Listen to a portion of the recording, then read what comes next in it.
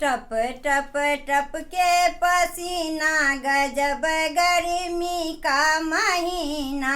टप टप टप के पसीना गजब गर्मी का महीना।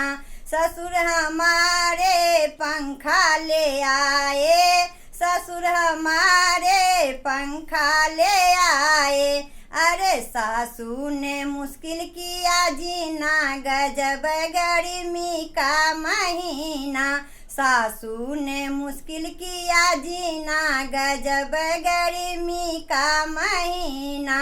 टप टप टप के पसीना गजब गर्मी का महीना। जेठ हमारे कूलर ले आए, जेठ हमारे कूलर ले आए।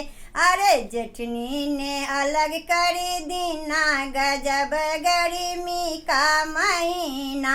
जेठनी ने अलग कर दीना गजब गर्मी का महीना।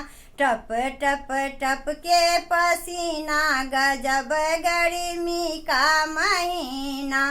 देवर हमारे बिजली आए, देवर हमारे बिजली आए। अरे छोटी ने झगड़ा कर दीना गजब गर्मी का महीना। छोटी ने झगड़ा कर दीना गजब गर्मी का महीना। टप टप टप के पसीना गजब गर्मी का महीना।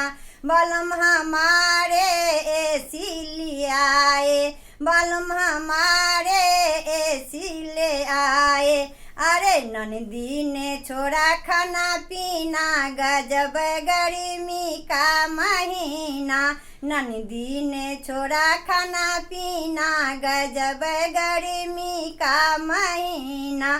टप टप टप के पसीना गजब गर्मी का महीना। टप टप टप के पसीना गजब गर्मी का महीना। टप टप टप के पसीना गजब गर्मी का महीना।